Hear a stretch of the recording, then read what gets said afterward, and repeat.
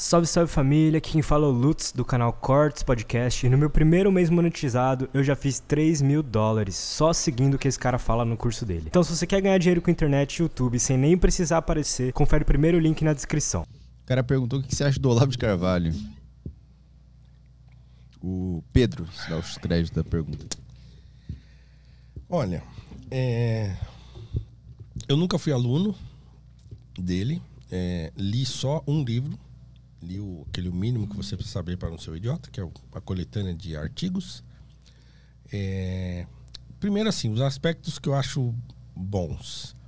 Eu acho que o Olavo era um escritor formidável, muito provavelmente vivo, o maior estilista que a gente tinha, escrevia muitíssimo bem. Tinha uma didática incrível. Então, quando você viu o Olavo fora de loucura, ele dando uma aula, ele dava uma aula. Assim, você entende tudo que ele fala, você entende tudo. Assim, é de uma didática absolutamente impressionante. Assim, era um professor mesmo, né? Então, essas duas coisas são aspectos muito benéficos que eu aprendi do Olavo, né? De ler os artigos para ele ver, putz, esse cara escreve muito bem. Ele consegue num artigo curtinho fazer... Eu não consigo, por exemplo. Eu, para explicar um negócio, tenho que escrever um artigo imenso. E ele tinha um poder de condensar as coisas, escrever bem e se fazer entender, que era impressionante. E vê-lo dando aula. Apesar de eu não ter feito o COF, nunca fui aluno do COF e tal, mas eu assisti algumas aulas daquele História Essencial da Filosofia e tal. E ele, quando estava explicando uma coisa, ele explicava mesmo, né? Então, e eu não, sem fazer juízo de valor, sei o que ele estava explicando, estava tudo errado, né? Mas ele falava muito bem, explicava muito bem. Então, esse é um aspecto positivo. Outra coisa que eu acho que foi positiva, pelo menos para mim, foi penetrar nessa coisa da discussão política, né? Que ele que levanta isso. Escuta, tem aí um negócio, né? A esquerda tomou conta do debate, então ninguém mais fala, é só eles que falam e tal, e de repente você percebe, pô, é isso mesmo, né? A leitura que ele faz do cenário político, a leitura primária, assim, do que estava acontecendo, ou mesmo dessas discussões universitárias, né? Porque, putz, porque eu também vi isso acontecer. Eu não acho que a coisa seja tão assim, né?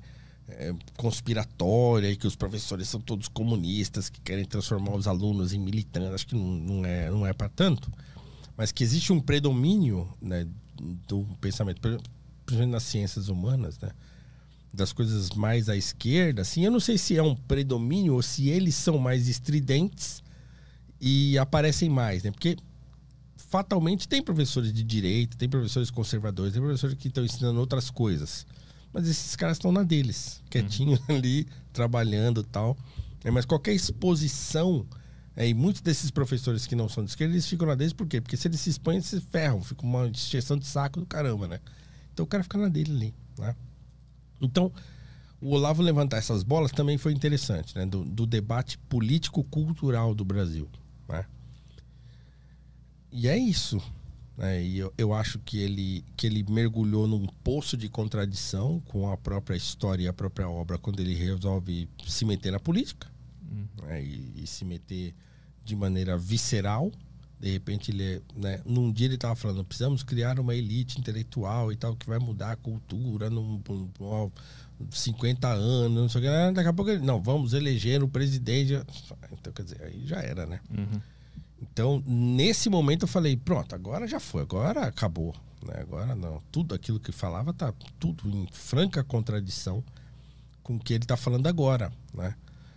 E aí, inclusive, assim, muitos amigos que eram alunos dele, né, que são, né, ainda, a gente acabou se afastando, porque assim, as pessoas abraçaram o bolsonarismo que o Olavo abraçou junto com ele. Então, vocês não estão percebendo que esse negócio tá errado, que isso aí não, que tá em contradição com aquilo que, né, que ele estava dizendo antes e tal, mas enfim. Então acho que os últimos anos dele foram bem deprimentes nesse sentido, de ver acontecer isso. A gente fala, pô, caramba, o sujeito podia terminar melhor, né, os seus dias, mas terminou desse modo, né? Então eu acho que no finalzinho aí ele derrapou muito feio, pisando na bola. Então eu não faço essa demonização óbvia que todo mundo faz. Eu acho que que tem alguns aspectos controversos, né, da carreira do Olavo, da vida dele lá e tal, um monte de coisa que fica rolando por aí e tal, que que a gente nem precisa explorar, mas que só essas 3, 4 coisas que eu falei aqui já são suficientes para dizer o que eu penso sobre ele, né? Então, assim, era tariqueiro, era muçulmano e tal. Tá, tudo bem. Isso é também uma discussão que pode se fazer, mas nem precisa.